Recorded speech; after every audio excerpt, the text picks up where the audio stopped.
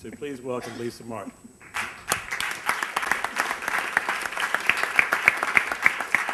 We need more than one volunteer, Josh, here. I brought broads just to make sure we get some more, okay? I'm not used to sitting down talking, so if it's okay if I just walk around and do this. Oh, wait, no, don't give them out. No, not yet. Hold on. They have to earn those. You know, like the Saints' new emblem, their new motto, earn it. You'll get a chance. First of all, in communications, when you're doing interviews, what you want to do is you want to make sure you bring some energy, some excitement, something to the interview. You just don't want to go up to somebody and say, excuse me, come here. Who are you? Eduardo. And what grade are you in? Freshman. See how boring that was for Eduardo? Thank you, Eduardo. See how boring. Now, if I had some energy, if I had some pizzazz, if I had something with me when I went to see him, he probably would have given me some information. And if I didn't ask him stupid questions, he probably would have a lot to say. One of the things that bothers me the most about people asking questions is when they ask something that's just dumb. I have a 130-pound golden retriever. He walks on 4 legs. He's real furry. He's got a big tail. His name is Sam. I have him on the end of a big leather leash, and I'll be walking, and somebody will say, "Walking your dog, huh?" It's like, no, I'm flying a kite. No, I'm curing, AIDS. I'm finding, the solution to world hunger. Yeah, no, of course I'm walking my dog. They do the same thing when I'm washing my car. So the one thing you don't want to do if you're interviewing somebody is to ask them some stupid question. Larry, you're wearing a red shirt, huh? Duh, hello. So skip those kinds of questions and get right to the point. Another thing you don't want to do is you don't want to bore people with details that we already know. Where are you a student? Are you a Loyola student? This is so-and-so. They're a Loyola student there, and this year. Who cares? We want you to get right to the dirt, okay? And that's what I want you to do next. I want you to take 3 minutes, get next to somebody in the room. Everybody has to have a partner for at least 2 times that I'm here. So find somebody in the room, and I want you to find out something so weird about that person that we will never forget that, and we will always be able to identify that person by the weird thing. But now wait, this is going to be on the internet. This is for television. So you have to think of your audience. It can't be, it's got to be for mom and dad and the kids. So, okay, go for it. 3 minutes. 2, 1, volunteers. Come to the microphones, volunteers. Now wait, before you come downstairs, I have to tell you, if you say one of the boring things, you're going to get zapped. And all it means is I'm going to go, and then you're not going to get a chance to win candy from Josh. So, okay, I heard a lot of laughter. I need somebody to come down here and tell me something weird about the person you're sitting next to. All right, come on, come down to the microphones. Let's go. Get this party started. Come on, I heard more people talking. Let's get down. Okay. Well, I met Blair, and he collects bow ties. Yeah. Josh, give him some candy. Make sure he gets some candy. He collects bow ties? Okay. Cool. Patrick Crilly once was in a Speedo, and only a Speedo, at his high school. Patrick, take a stand. You want to get him back?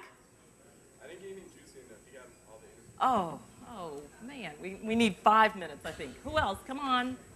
Come on, especially those people upstairs in the corner in the dark. Come on down here. I heard you laughing. Come on. Do you want me to call on you? I went to prep schools. I'll do that. Okay, you, put your hand up with the blue and white shirt. Come on. Yeah, you. Come on. Certainly you found out something interesting. Don't turn around. Come on. With a can in your hand. Come on. What did you find out?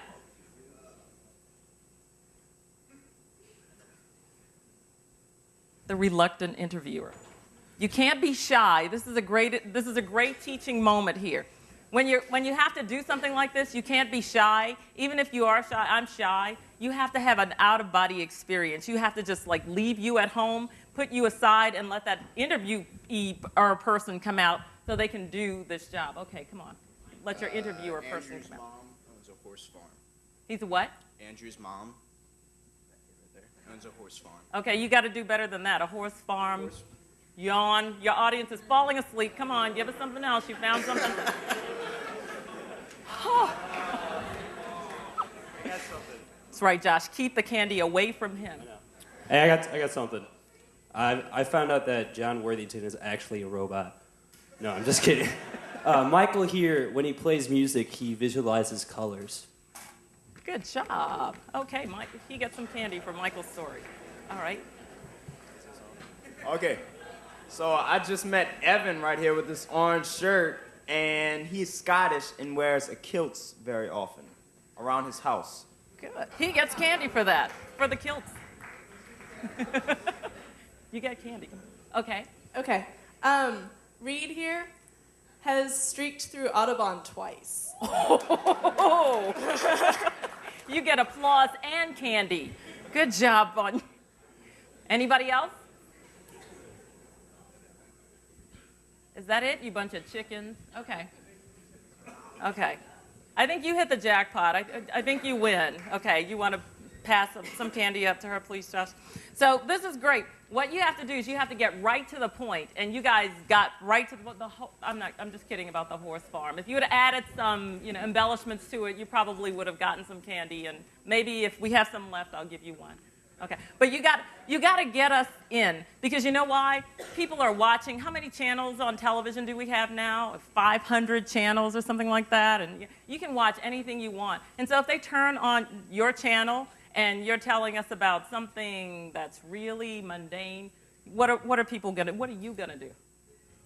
Yep, with the remote control, you're just gonna get rid of that person. So you don't want to do that, and you don't want to have somebody do that to you. So what you want to do is just start with your best stuff. You want to, when you have to ask questions, you want to develop a list of questions, which means first you have to background yourself. So you have to find out everything you can possibly find out about the person you're interviewing. Because first of all, if there's somebody who's been in the industry for a long, long time, guess what? Probably everybody in the world has already interviewed them, and you're just the next one, and they've answered these questions a million times. I had to interview Robert Duvall when he did the movie The Apostle, and I read everything he ever, all the interviews he ever did practically. I watched him on tape. I saw his mannerisms. I knew what he was going to talk about. And guess what? I tried to figure out a way to get him to answer a question that he wouldn't answer. Everybody said he won't answer this question, and it was, I don't know if you guys remember The Apostle, but it was a movie about a preacher whose associate preacher, or pastor whose associate pastor, stole the pastor's wife. And I thought, he wrote the movie, he directed the movie, he produced the movie, he edited the movie, he did everything for this movie.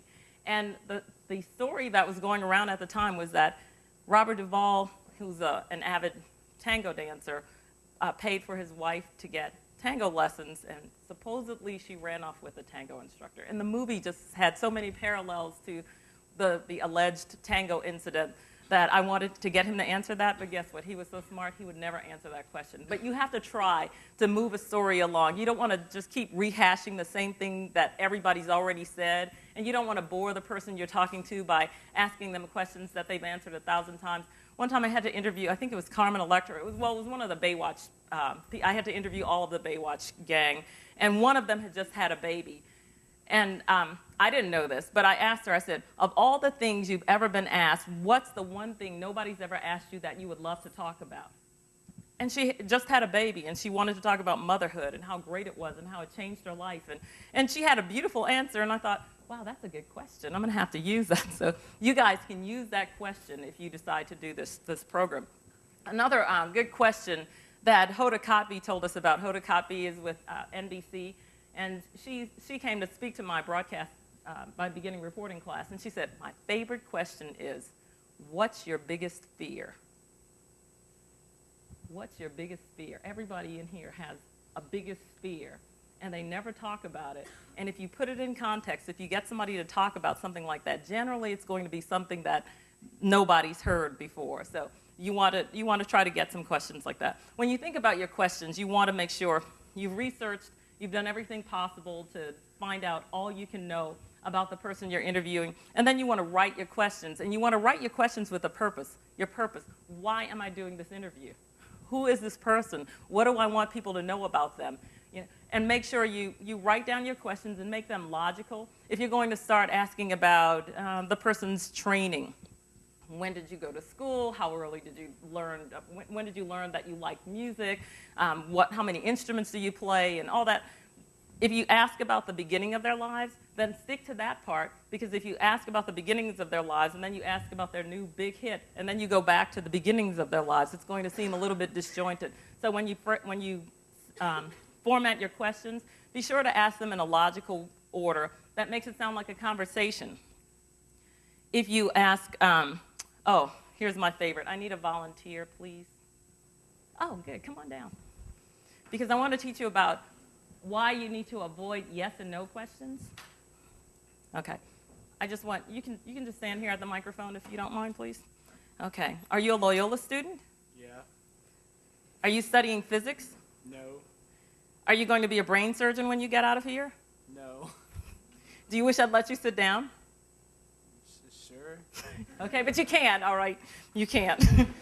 Because now I have to give examples of how, if you were doing an interview, how you would ask the questions, okay? What made you choose Loyola? It's awesome. 2 words. I heard about it at the college fair and just started learning more about it.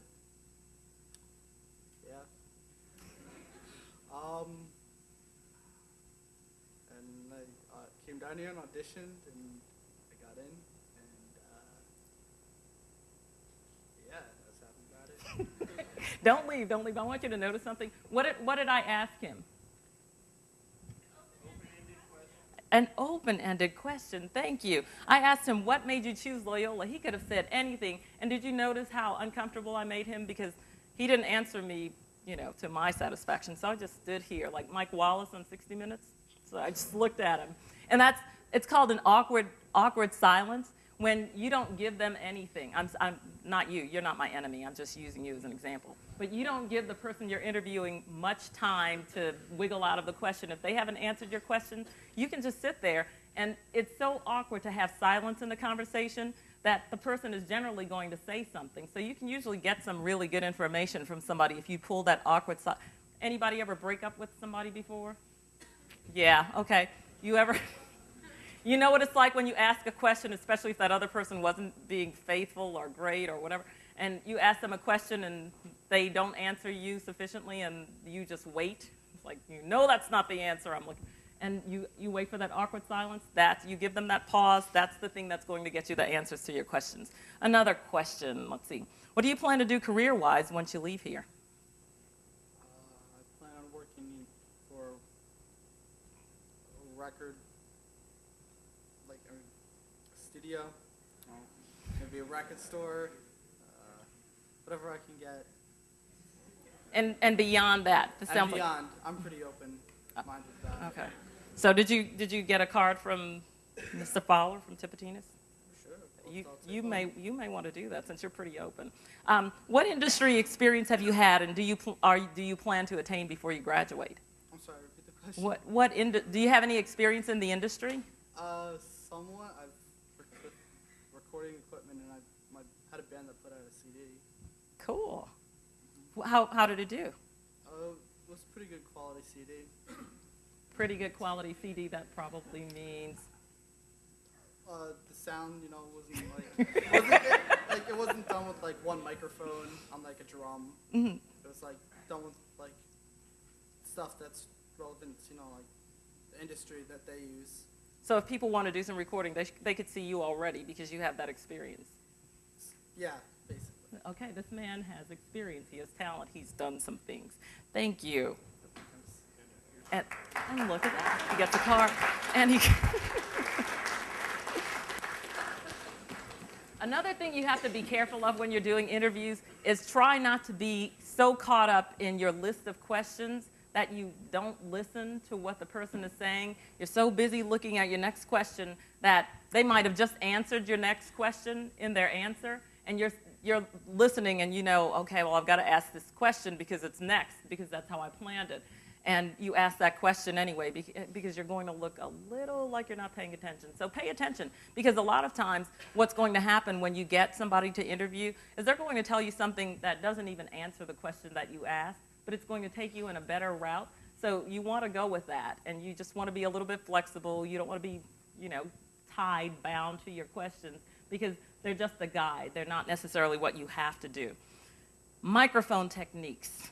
If you're mic'd in on the set, you won't have to worry about where the microphone goes because there are people handling that for you. There's Josh. Josh already has me mic'd, so I don't have to worry about what to do with the microphone or where it goes. But ladies, just for your information, when they give you a lavalier microphone, that's what this is to put on, always turn your back to the camera. You know why? I worked in news for 11 and a half years. I can't tell you how many times the people in production, and nothing bad about people in production, I love production people, but they would get stills of people in various stages of putting on their mic. So you just want to turn away from the camera, and I'm turning towards the other camera. So you turn away from the camera, put your mic on, and then turn back around, and you're all dressed. So that's just one little tip for the ladies. With mic checks, and unless you're with a band and you're doing, it sounds really cool to say mic check 1, 2, 3, 4. If they ask you for a microphone check, what you want to do is just speak in your normal tone of voice and just say something that you would say ordinarily. My dog Sam loves greenies and frosty paws. And the only time he's ever been mad at my dog Danny, the puppy, is when she came over to steal his frosty paw. But Sam has such a good attitude that he would never bite her or growl at her or anything. He just gives her that look like, that's mine. I know you have your own. And that's how you give a mic check, because the person who's doing audio doesn't want to hear you say, mic check 1, 2, 3, 4. You know why? Because that's not how you're going to be talking through the whole interview. So find something that you're going to be talking about and say it, or find something that you feel comfortable saying and say it. That's your mic check. Everybody get a pen. You still need the same partners. Everybody has a pen? Get one out. Because you're going to learn how to use a microphone. You don't blow into it like I just did. That's not a good thing.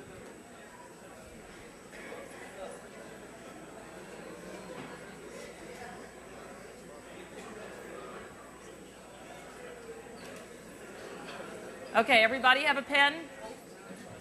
Here's how you do it. When you speak into the microphone. And when somebody answers your question, you move the microphone to them. And they talk. Okay, so now remember you just were talking to somebody. I want you to ask that person a question, and I want you to let them answer you, okay? So ask the person a question while you're speaking into the microphone, and then let them answer like that.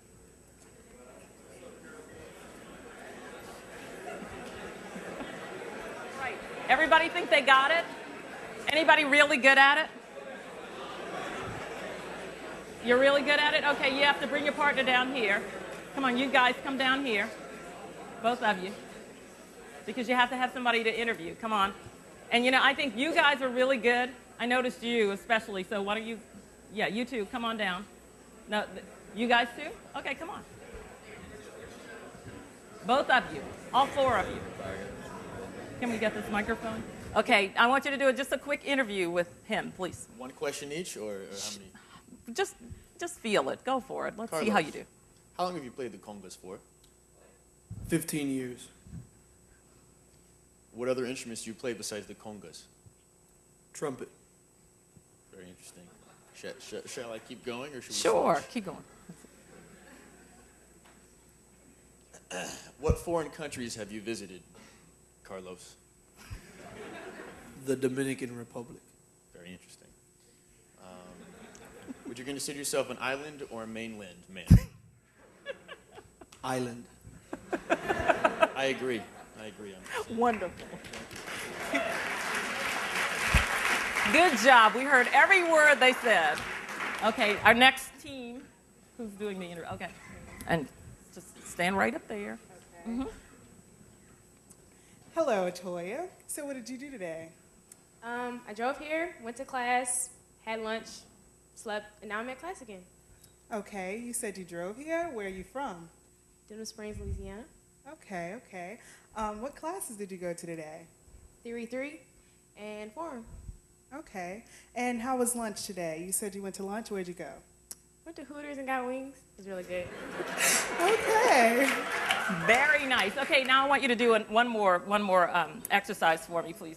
Some nodding is okay, and this is what you're learning right now. If you're asking a question and the person's saying something really interesting, you can nod just a little bit to indicate that you're listening to them. You haven't fallen asleep. It's okay for them to keep on this conversation trail. Okay, Too much nodding looks ridiculous. So I want you, since I like the ridiculous, I want you to ask her a question, and I just want you to nod the whole time she's answering you, okay? Make sure it's a question that she'll have to take a long time to answer. Okay. Okay, so Atoya, you're a student here at Loyola? Yes. Okay, so what's your major? Music industry studies with emphasis in piano. Okay, so Atoya, what do you plan on doing with that? Plan on going into entertainment law. Okay, is this enough? It feels so awkward, and especially if you're interviewing, let's say, an alleged axe murderer, and you're saying, so what was it like when you killed all those women? And he's saying, it was great, I really loved it, and you're standing there and you're shaking your head like, I agree, I can't wait to do the same thing myself. So it really feels uncomfortable. So if you limit your nodding to, just minor nodding, just the acknowledgement, that's good.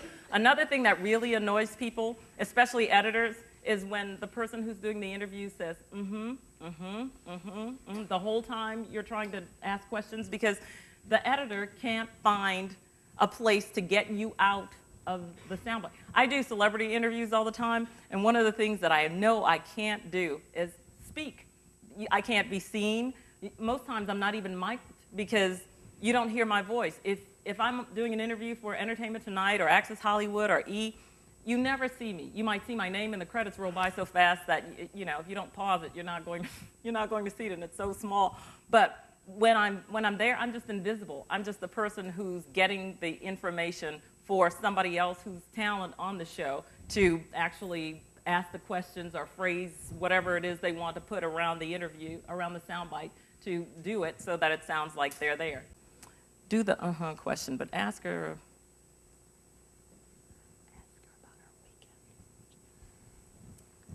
Atoya, how was your weekend? What did you do? It was good. I went to Houston to see my family, and let's see, what else did I do? I went shopping, and that's about it. So, you went to Houston. Did you visit family? What kind of event was going on? Why you saying, I said I visit family.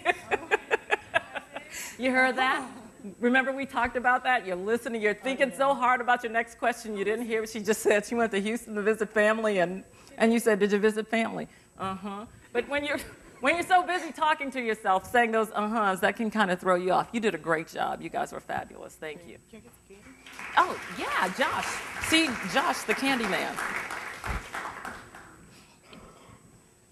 What you want to do before you start an interview is you want to establish a tone. First impressions count. So if you're going to be interviewing somebody, you want to make sure you make a really good first impression. And you have to do this even before you meet the person, because what if they walk in and they see you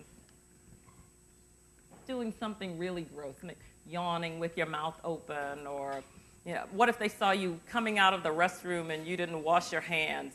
That's not a good first impression. That person's probably not going to want to shake your hands when you go to reach for it in the interview. So you really have to stay on guard. You have to know that you're always going to be in the limelight. Everybody's going to see you. So, walk in with a strong stride, have your head up, have your rib cage separated, from your, have your rib cage up high.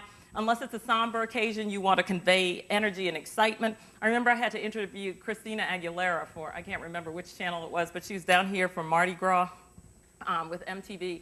And we were supposed to interview her early in the morning. So I'm on Bourbon Street with all the other crews from all the other networks who were going to do the same interview. And they said, okay, you'll interview her at 11 o'clock, and it was 9 in the morning. And so we're dressed, and it was it was Mardi Gras, so it was a time of year when it's freezing cold, and then it gets really hot, and then it gets cold again, and that's how long it took. They said 11 o'clock, they said 1 o'clock, they said 5 o'clock, they said she has to have a nap, she has to eat some dinner, and by the time we got to interview her, it was 11 o'clock at night, and I was freezing cold because I didn't wear the right clothes. I didn't expect to be there all day. My feet hurt because I was on Bourbon Street all day in the wrong shoes. It was just a nightmare. I was hungry because I didn't want to leave because they didn't stick to the schedule, and they didn't really tell us when we were going to interview her, and I didn't want to go out and get something and then come back and find out I missed my one chance to interview her. So by the time we finally got to interview her, it was about 11 o'clock at night. And it was so weird because she just walked by us on her way to the hotel. And she was just so tired. She was exhausted. She'd been dancing all day. She'd been practicing all day, and she was full of energy. And I saw her walk by, and she was just really dragging. And I thought, God, I have been here all day just to interview her for one, 30-second soundbite on whatever the show is. She's got to be more exciting than she is right now. So when she walked up to me, I said, Christina, they love you at Mardi Gras. What do you think of New Orleans? She's like, oh, great. It was, she picked up my energy. And it was a great interview. And I remember seeing it on the air, and I thought, wow, this is amazing, because that time of the night with no food and no sleep and no rest and freezing cold, I could have gone to her just like I did for Eduardo and said, so, how do you like Mardi Gras? And she would have given me that kind of boring answer. So you have to establish a tone. You have to make sure you have that energy. And look for quotes and anecdotes. Try to get people to tell you a story. And if you've heard about a story that somebody's told already, try to get them to retell that story, because usually people tend to embellish a story a little bit, so it'll be better the next time you hear it and when it's on your air.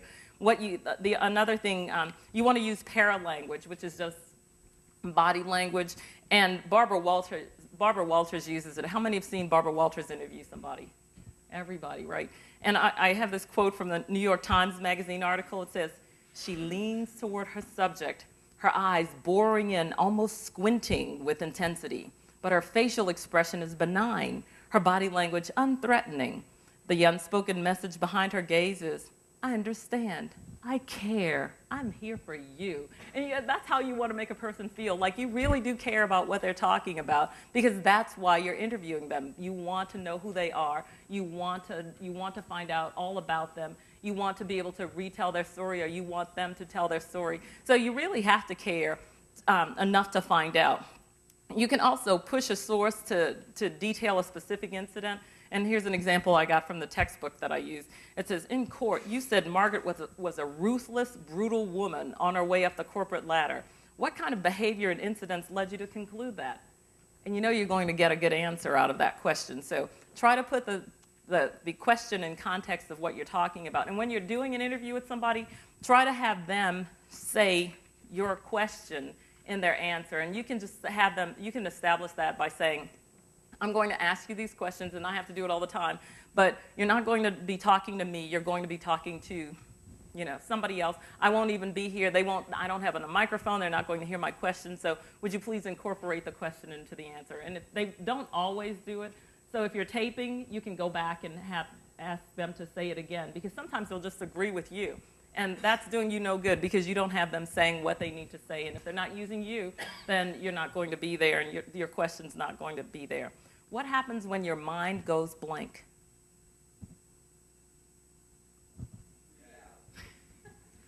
Yeah, because you're sitting there, and especially if they're taping and everybody's watching you, because when you're doing television, you're not alone. And then you've got this person who thinks you know what you're doing. One of the answers one of the techniques that really works is you've heard the last 3 or 4 words that the person said, so you repeat those words and you phrase it as a question. So if you don't know what they're talking about, and the last thing you heard was, and as a result, the building was in terrible shape, and you look at the person and you say, the building was in terrible shape. And you can nod, too, wouldn't you? And they'll say, yeah, the plaster was sagging from the walls, the fixtures had been torn from the pipes, and then, you're out of your coma, so you can start talking again with this person. You can continue your interview. I want you to end with something, but we're going to have one more thing that we do before we leave the class. We have Howie. Come on up, Howie. I want you to interview Howie. Does anybody know him? No. You know Howie? Okay, Howie, you want to grab a microphone? Oh, you have him. Oh, Howie's already mic'd. Okay, so you guys have to figure out who Howie is and why he's here. Now, some logical things to think about. First, he's at Loyola. Second, he's in your class right now, so he must have some contacts in the music business. And John Snyder told him to come over here. So you have 3 clues. So play detective. We're not going to let Howie go until you figure out who he is. I don't know who he is either, so come on, let's go. Ask some questions. Okay. Oh, there's one. Howie, what do you do for a living? I do a lot of things for a living, actually. Could you name a couple of them? Let's see. Today I was moving a cooler. You're moving a cooler. Today I moved a 95-inch reach-in cooler. Is that part of your regular job, or is that just an odd thing It's to part have of my to job description, yes. do? Okay, okay. So is this like a 20 questions thing? Or? It's going to be at the rate Okay. you're going. I'm not going to make it easy on you, by the way. Howie's not making it easy. Come on, you can ask him again. Thanks for your help, by the way. Hi, Howie. How you doing? How is music involved in your everyday life? Oh, God. Where do I start? This morning, actually, I have a 5-year-old son, and I'm working with his school to start doing a music program. And I spoke with Phil Frazier from the Rebirth Brass Band, and we're going to be working to bring musical programs into the schools. And we were talking about ways to work with the Rebirth Brass Band and some of the other musicians to keep them busy. Because I know that a lot of you guys know that the musicians in this town are having a rough time right now. So particularly today, that was one of my favorite things that I did, because it's a kind of a passion of mine to bring those bands back into the schools. Oh, Stephen's got a question. What is your job title? Do I actually have a job title? Let's see. I'm a janitor. I'm a bartender. I'm a talent buyer. I'm a general manager. Night manager. Accountant. I could probably go on that one. I put a lot of hats on. Howie, okay.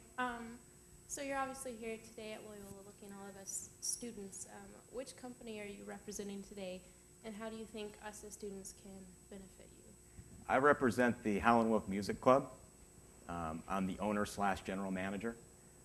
And we met with John Snyder last week to actually figure out ways to answer that question, to work with some of your EU units that y'all are putting together, that have been together for, I think, a few years now, and to figure out what you guys want to do in the music business, not just what I can use you for. We got the question answered. You did. She Good got job. it. You nailed it. She asked it directly. She needs to get some candy for Congratulations. that. Is there anything else you would like to tell them? But it's funny because if you take a look over here, some of you guys may know Stu Shea over here, who is my assistant talent buyer. He was kind of in y'all's, where you guys are sitting, about 5 years ago. And in a few years, he will probably take over all talent buying duties and possibly the general manager position of the Howlin' Wolf. 1,300 capacity club, and a few years ago, he was doing exactly what you guys are doing. So my question to you guys, I guess, because I want to know more, is what do you guys want to do? Why are you sitting in these seats right now? Can anybody answer that question? Or is it just, hey, I'm kind of biding my time until something better comes along, or until I can figure out what I want to do?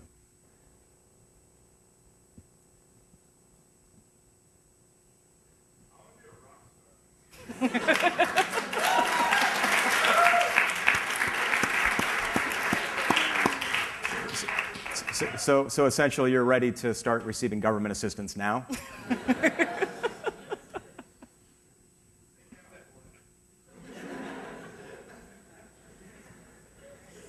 What's the Hunter S. Thompson quote? Does anybody in here know? The music industry is a dark, shallow trench where thieves run free and dogs and good men die like dogs. And then there's a dark side. He said that about the TV business too. Pretty close, though. Huh? It's the same thing. You had a question? You had a question.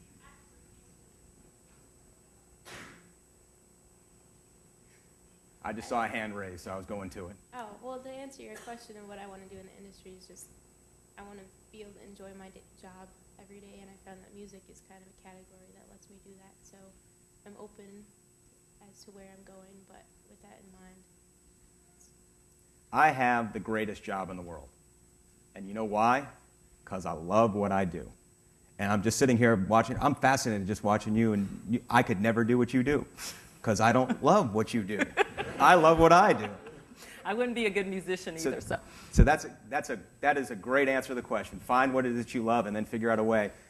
10 years ago, I was selling beer at Coors Field, running up and down the stairs, selling, ice cold Coors Light. That was essentially my job, and I loved it. I'm a huge baseball fan, so I got to see Mark McGwire and Sammy Sosa and Barry Bonds and all these guys on their home run quest. And so that was a fascinating thing for me, but I couldn't do that anymore. First of all, my knees are shot. But really, I got very lucky, and I got to be able to come in to do something that I love. And then I kind of get to see it with some of you guys, with some of the interns that we've had over the years and some of the students and some of the people that come in as rock stars and as musicians that come in and really enjoy what they do. So if you're going to pick something in the music industry, which is notoriously difficult to make a decent living at, make sure you love what you do and don't just do it just to do it. Absolutely. And that's what I would say, unless anybody has any other questions. Any other questions? Thank you. Thank you very much. Thank you. And the last thing I wanted to say about interviews is in this life, you only have one thing, and that's your word. And if you ever go back on your word, people find it hard to trust you and hard to deal with you. So if you're interviewing somebody and they ask you if you would avoid talking about this or that, and you agree to avoid talking about this or that, and then you get on that microphone and the camera's in their face and you ask them that question, you will ruin it for yourself and you'll ruin it for them.